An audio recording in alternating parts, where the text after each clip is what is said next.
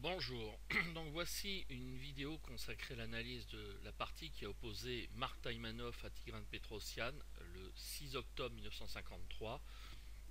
Cette partie s'est disputée lors de la 20e ronde du tournoi des candidats de Zurich, donc qui a été immortalisé par le livre de David Bronstein, L'art du combat aux échecs, et aussi d'ailleurs par un livre écrit par Miguel Najdorf.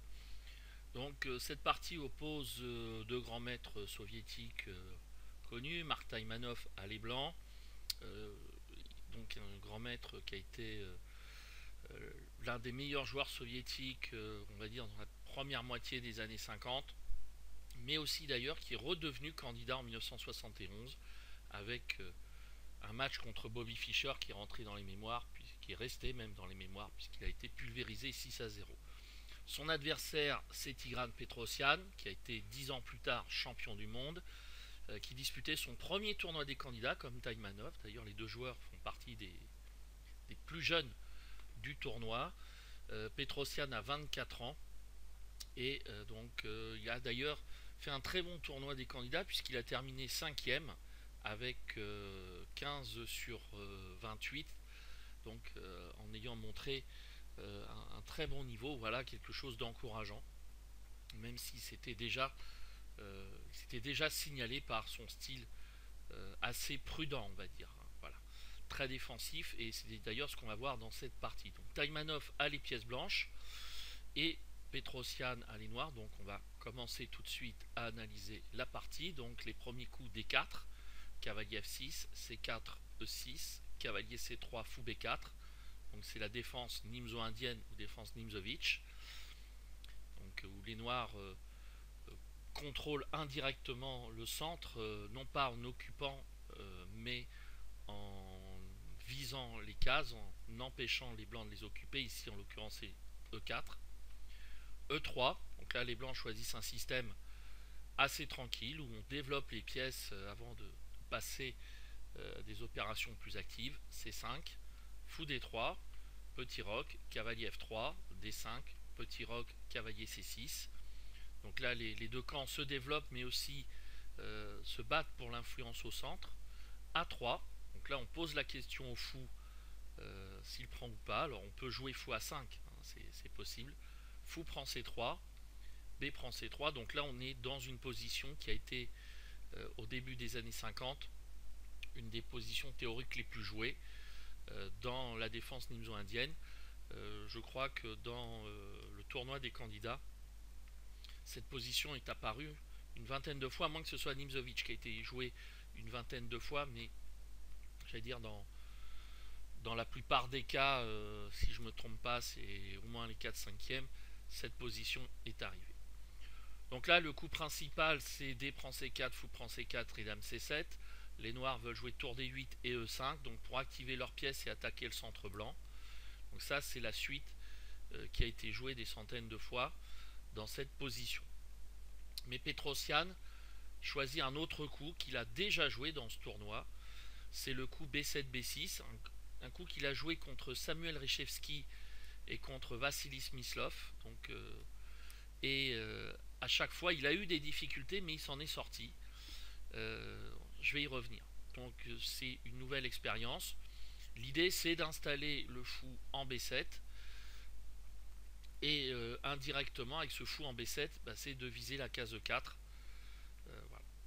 Donc C prend D5, E prend D5. Alors l'inconvénient du plan de Petrosyan, c'est que le fou en B7, il est passif, hein, il est bloqué par son propre pion, donc il ne va pas jouer un rôle très offensif, et ça peut favoriser les dessins des blancs. Alors, dans les deux parties que j'ai citées, les blancs avaient continué par fou B2, les noirs avaient joué C4, donc profitant du placement du fou en B2 pour fermer le centre, fou C2, fou G4, dame E1, cavalier E4, cavalier D2, cavalier prend, dame prend, fou H5, F3, fou G6, E4, dame D7 et tour à E1. Et Petrosyan s'était retrouvé en difficulté. Contre Reshevsky, il avait fait nul avec notamment un superbe sacrifice de qualité.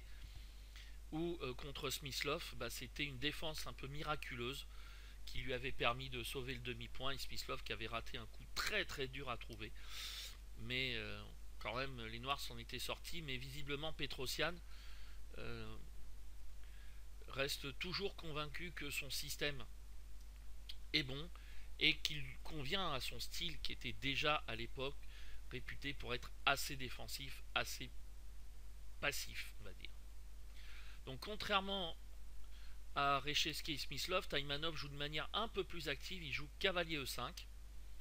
Donc là, avec l'intention, c'est d'échanger le cavalier contre le fou, l'autre cavalier, pardon, mais c'est aussi de libérer le pion F qui peut avancer en F4 ou plus vraisemblablement en F3 pour essayer de jouer E4. Là, l'idée de Taïmanov, c'est d'essayer de jouer pour E4. Alors, si les noirs jouent cavalier prend E5, D prend E5, cavalier D7, F4. Donc à la fois on soutient le pion E5, mais aussi on ouvre la colonne F et on libère de l'espace par exemple pour la tour. Et puis il y a la possibilité de jouer F4, F5 qui peut être importante. Et puis on peut jouer E4 également, C4, fou C2, cavalier C5. Et là on peut jouer par exemple A4 avec l'idée, on peut jouer A5, fou A3 ou donc d'autres coups avec une position qui est plutôt favorable aux blancs. Voilà, certes les noirs ont une case forte en D3, mais ils ne peuvent pas en faire grand chose. Et quand même le pion D5 peut devenir une cible. Et puis il y a ce potentiel offensif avec ces pions qui sont à l'aile roi. Donc c'est pas forcément évidemment une option extrêmement séduisante pour les noirs. Donc ici Petrosian joue dame C7. Alors pourquoi il joue pas fou B7 parce que d'abord, bon, la dame en C7 est une position naturelle, et aussi parce qu'il ne veut pas déterminer le placement de son fou. On ne sait jamais, le fou peut servir sur l'autre diagonale. Donc Petrosian a joué dame C7, Taïmanov échange en C6 et il joue F3, donc avec l'idée de jouer E4. Et dans cette variante de la nimzo-indienne et plus globalement dans la défense nimzovitch, la défense nimzo-indienne,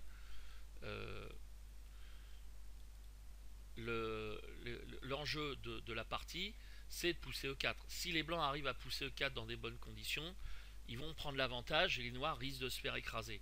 Si les noirs arrivent à neutraliser la poussée E4, bah, ce sont eux qui vont prendre le dessus. Et là, Taïmanov, on va dire, a obtenu une version intéressante pour jouer E4, surtout qu'il a la paire de fous, et donc si les blancs arrivent à ouvrir la position, la paire de fous peut faire des dégâts.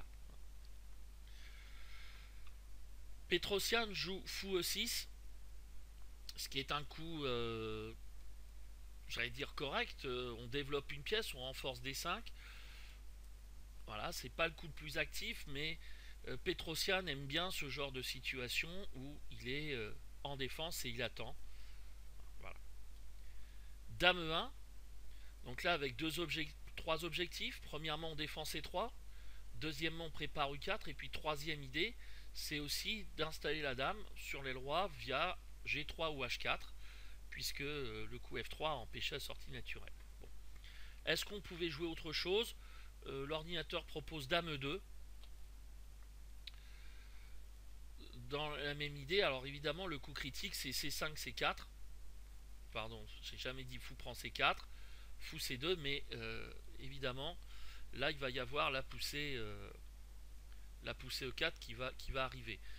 Sur dame E2, les noirs ont sans doute intérêt à jouer un coup comme tour D8, où ils doivent maintenir une forme de pression au centre pour empêcher l'effet E4. Parce que là, les blancs vont essayer de jouer E4 d'une certaine manière. Bon, dame E1, je pense que c'est un coup qui est tout à fait jouable. Et là, ici, les noirs auraient pu jouer tour E8 avec l'idée sur E4 de jouer la petite surprise fou F5. Et oui, le fou se met en prise, mais le problème c'est que le pion est cloué. S'il capture F5, la dame est perdue. Donc du coup, ça permet au noir de prendre le dessus. Par exemple, sur E prend D5, cavalier prend D5, dame D2, fou prend D3, dame prend D3, C prend D4, C prend D4 et tour A C8. Et là, on voit que les noirs, en fait, ont plusieurs avantages. D'abord en termes de structure de pion, avec le pion D4 qui est isolé. En plus, ce pion bloque le fou C1, donc on a un fou qui est passif. Ensuite, on a des pièces noires qui sont très bien placées. Le cavalier est absolument énorme. Les pièces lourdes occupent les colonnes ouvertes. Et donc, on voit que les noirs, justement, par ce placement et cette meilleure structure de pion, ont le dessus. Hein, voilà, ça, c'est le genre de position qu'on n'aime pas du tout avoir quand on a les blancs. Voilà, et j'allais dire, le joyau de cette position, c'est vraiment le cavalier en D5, qui en plus contrôle des cases comme E3, C3, et puis on peut aller sur la deuxième rangée. On peut faire plein de choses pour les noirs. Voilà. Donc E4 ne marche pas, il faut plutôt jouer A4, et là les noirs peuvent éventuellement jouer soit Dame C8, soit Dame C7 dans cette position. A4, l'idée d'A4, c'est quand même de jouer fou B5. Alors peut-être qu'on peut jouer fou D7 aussi. Mais dans ce cas, bon, fou E6 était-ce un coup naturel? Bon voilà, il y a d'autres possibilités de toute manière. Mais Petrosian, lui, décide de jouer un coup responsable. Alors, je pense que quand même tour F8 était bon, ou tour FD8 aussi, il joue cavalier D7. Là, c'est un coup quand même qui est un coup risqué, parce que là, les blancs peuvent jouer E4 au prochain coup.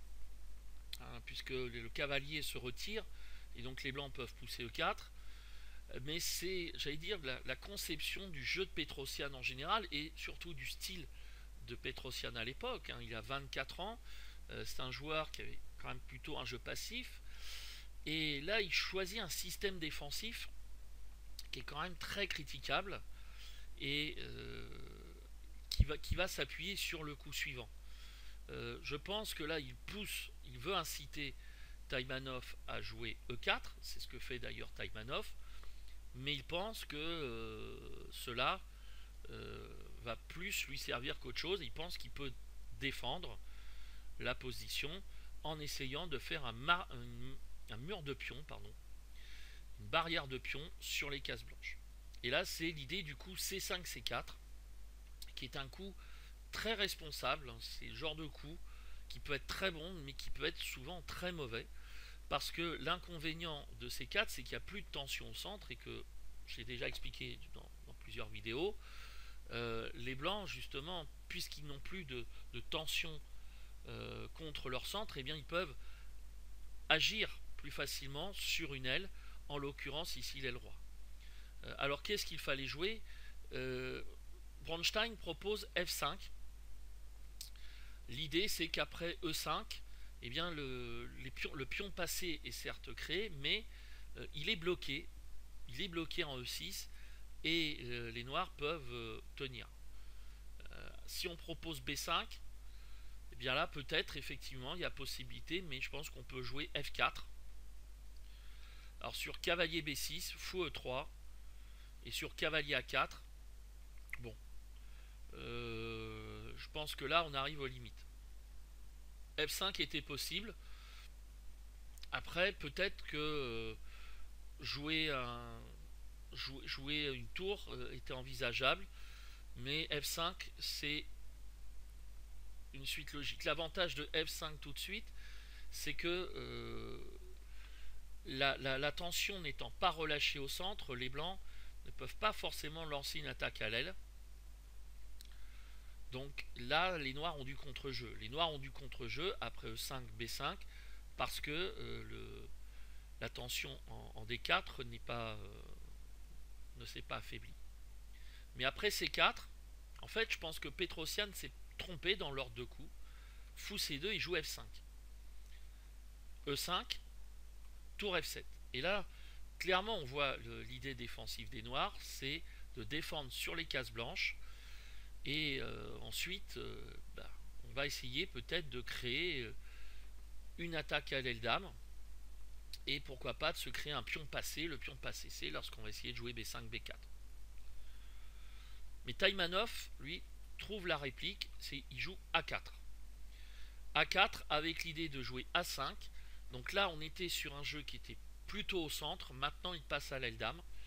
Et qu'est-ce qui lui permet de jouer dans ce sens-là? C'est le fait qu'il a des pièces qui peuvent se déplacer rapidement, donc les fous, par rapport au cavalier.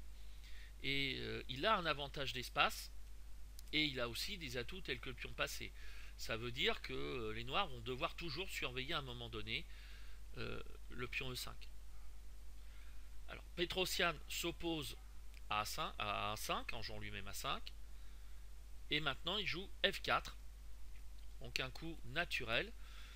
Et avec le coup A4, Taimanov s'est ouvert une belle perspective pour le fou. C'est sur cette diagonale, ici. Et donc en installant le fou là, eh bien, il a un fou qui va rayonner. Peut-être mieux que sur l'autre diagonale ici. Et comme il n'y a pas de fou opposant, eh bien ce fou va être très dangereux pour Petrosian. Et là, la position, on s'aperçoit que la position est en train de se dégrader très vite pour les noirs. Les noirs étaient passifs, mais là, ils se sont construits un système défensif qui devient de plus en plus instable. Petrosian essaie de faire quelque chose, il joue B5, A prend B5, Dame prend B5, Fou A3, Cavalier B6, Dame H4. Là, la dame qui part à l'aile roi, on voit que les fous empêchent la dame noire d'aller de pénétrer dans le camp des blancs. Il y a des menaces comme tour B1, donc d'attaquer sur la colonne B, qui sont redoutables. Mais là, en plus, Taimanov, grâce à ses fous, peut jouer sur les deux ailes. Il a agi sur l'aile dame, maintenant il envisage d'aller sur l'aile roi, par exemple en jouant tour F3 ou G3 ou H3 pour attaquer. Et on voit ici, par exemple, les fous et la dame qui visent bien les cases noires. Petrosian replie sa dame en E8, tour F3, bon, c'est logique, cavalier C8. Alors là, ici, c'est un coup qui est difficile à expliquer. Maintenant, les bons coups sont très très très durs. Par exemple, si on joue un coup comme Fou D7, eh bien là on peut jouer tour H3, G6, et là on peut peut-être jouer un coup comme Dame H6, et puis qui sait qu'on pourrait peut-être continuer en jouant la tour, par exemple en G3, et puis jouer H4, H5. Et là, il y a G6 qui est menacé. Donc là, ce sont des problèmes qui s'accumulent, et en sachant que dans cette position, les noirs ne peuvent pas jouer le coup Dame F8 parce que le Fou A3 contrôle les cases noires. Et donc là, on voit bien que les problèmes commencent à avoir une réalisation concrète, et que Petrosian cherche à trouver une bonne solution. Mais cavalier C8, alors il est bien entendu que cavalier C8 a été joué aussi parce que Petrosian n'a pas vu la suite. Alors justement, comment Taimanov a continué? Quel est le très joli coup qu'il a trouvé pour pouvoir, j'allais dire, commencer à récolter les fruits de son travail positionnel? Bon, vous avez appuyé sur la touche pause pour avoir la solution. Et bien là, il y a une solution tactique qu'il faut trouver, voilà, qui est tout à fait trouvable, mais il faut, j'allais dire, avoir une bonne perception de l'échiquier et de voir ce genre de coup. C'est Fou A4, voilà, Fou A4, qui gagne en fait du matériel de manière forcée. Pourquoi? On va le voir. Ici, le fou et la paire de fous s'exprime. Là, on ne peut pas prendre en A4 parce qu'il y a Dame D8 échec et il y a mat. Donc là, la dame, évidemment, n'a pas de case de fuite. En F8, elle peut pas. En D8, elle peut pas. Fou D7, et bien là, on continue par E6. Évidemment, Fou prend E6, coûte la dame. Donc on joue Dame prend E6. Dame D8 échec. Et là, on perd tout simplement du matériel. Puisque après Dame E8, on prend tout et on joue Fou prend E8. Donc on reste avec une pièce de plus. Donc là, d'ailleurs, vous pouvez voir que la domination stratégique, c'est très important, mais il y a la concrétisation tactique. On ne peut pas parler de stratégie sans parler de tactique. La tactique, c'est la manière de concrétiser les manœuvres, j'allais dire de matérialiser les avantages. Et là ici on a bien vu sur l'avantage d'espace, l'avantage de la paire de fous, sur l'activité des pièces, et bien là ça passe. Donc Petrosian n'a d'autre choix que de donner la qualité par tour D7, mais en sachant que les blancs ne sont pas obligés de prendre tout de suite, donc ils peuvent jouer un autre coup comme tour B1 qui empêche tour B8. Donc ici les noirs jouent dame D8. Là c'est la défense de Petrosian. Donc là on se dit bah oui mais x4, ok, on joue dame prend D8, tour prend D8. C'est pas mal, tour B7, tour A7, tour B8, et c'est vrai que c'est écrasant. Mais Taïmanov a trouvé un autre coup qui est encore plus fort, plus esthétique. Quel est ce coup? Bah, ce coup, c'est fou prend D7. Voilà, il donne la dame, mais après dame prend H4, il y a fou prend E6 échec. Donc déjà, quand même au passage, on récupère tour et fou pour la dame, mais vous avez tous les pions qui vont tomber. Roi H8, fou prend D5. Là on attaque la tour, mais le problème c'est qu'elle ne peut pas aller en D8, en B8, donc d'où le coup d'ailleurs, d'où l'intérêt du coup de tour B1, parce que là ça tiendrait mieux tour A7, et là hop, tour B8. Si on joue dame D8, on joue fou E6, tour C7, et là on continue par D5 ou fou prend F5. Enfin voilà, là on pousse, et la position noire s'écroule assez vite. Voilà. A noter que les noirs, s'ils jouent dame E1 échec pour essayer de faire le perpétuel, tour F1, dame E3, roi H1, tour C7, et là on joue fou D6. Tout simplement, on va gagner la tour parce que la tour ne peut pas s'en aller à cause du mat. Donc voilà comment tactiquement on concrétise sur un deuxième coup, évidemment qu'il fallait voir avec fou A4, la défense de Petrosian. Donc Petrosian joue dame prend D7, forcé, tour G3, on pouvait jouer tour H3 aussi, cavalier A7. Alors là on pouvait envisager quand même de se dire qu'est-ce qui serait passé après tour A7. Et bien ici on aurait joué fou C5, tour C7, et là on aurait joué tour prend G7, dame prend G7 et dame D8 échec, suivi après roi F7, dame prend C7 échec. On aurait tout simplement gagné du matériel. Et là, autant dire que entre la qualité de plus, un roi qui est quand même bien dans l'air et des pions qui vont sauter, ça fait beaucoup. Donc là, c'était gagnant. A noter d'ailleurs que sur roi prend G7, eh bien on joue dame F6 échec, roi G8 et dame F8 mat. Donc là, on voit sur cette variante l'importance du fou sur cette diagonale. Donc Petrosian joue cavalier A7, fou E7. Alors ça c'est pas mal parce que le fou intercepte la défense en G7 mais aussi menace d'aller en F6. Donc fou F7, dame G5, menace mat, fou G6, H4. Donc là ici la menace c'est H5 qui évidemment risque de gagner le fou. Donc ici Petrosian joue cavalier C6, on attaque le fou, fou A3. Alors fou F6 était évidemment très bon. Hein. Sur G prend F6, eh bien on peut jouer on joue E prend F6 ou dame prend F6. Et si on joue roi F8 par exemple, là on peut continuer par H5. Et si on joue fou F7, eh bien on peut jouer dame G7, roi E8 et dame H8 échec. Voilà. Donc ça c'était évidemment l'attaque. Donc fou F7, fou F7, dame G5. D'ailleurs j'ai précisé que tour B6 était également très bon. Hein, voilà, mais ça c'est un peu moins naturel. Sur fou G6, on prend, dame, tour prend G6, cavalier C6, et là on sacrifie, comme on a dit, hein, voilà, dame F6, G8, hop, hop, et voilà.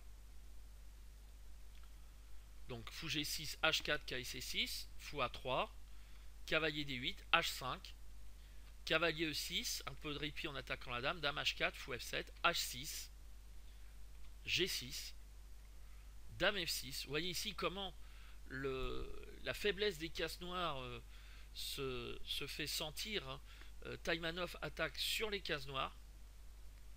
Hein, ce fou en A3 est terrible et on a créé des faiblesses. Et là, en fait, si les noirs avaient un fou de case noire plutôt qu'un fou de case blanche, ils résisteraient mieux.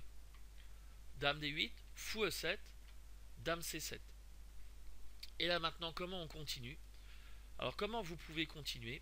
Il y a plein d'options. Alors quelle est l'option, on va dire, la plus rapide? Eh bien l'option la plus rapide, on sent qu'il y a une combinaison qui traîne, quand même, ceux qui sont expérimentés le voient, c'est tour prend G6.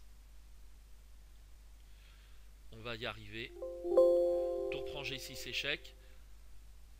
Sur fou prend G6, il y a dame prend E6, fou F7 et dame F6. Voilà. Voilà, dame F6 et là, tout simplement, c'est mat très vite. H prend G6. Et là maintenant, comment vous continuez pour finir? Alors vous continuez le meilleur coup, comme disait Bronstein dans son livre, un tantinet plus délicat, c'est roi F2. Pourquoi? Parce que roi F2 libère la première rangée à la tour pour ensuite aller mater sur la colonne H. Et là, il n'y a pas de parade pour H7. Roi prend, tour H1, roi G8 et tour H8. Voilà. Donc là, ça forçait le mat. Ceci dit, Taïmanov a continué dans un autre ordre de coups qui est tout à fait bon. H7 échec, roi prend H7, dame prend F7, cavalier G7. Et là, on joue roi F2 avec mat forcé. 40e coup et Taïmanov donc l'emporte puisque Petrosian a abandonné. Après roi H6, tour H1 échec, cavalier H5 et là on continue par fou G5 mat. Donc voilà pour cette partie qui a remporté d'ailleurs un prix de beauté et qui a aussi convaincu Petrosian d'arrêter de jouer le système avec B6 dans la grande variante Rubinstein de la Nimzo indienne. Voilà donc pour cette attaque modèle, à la fois jeu au centre, jeu à l'aile dame et puis attaque contre le roi avec l'affaiblissement des couleurs complexes des couleurs d'une case d'une couleur. Voilà, donc j'espère que vous avez apprécié cette vidéo et puis on se retrouve prochainement pour d'autres parties d'échecs.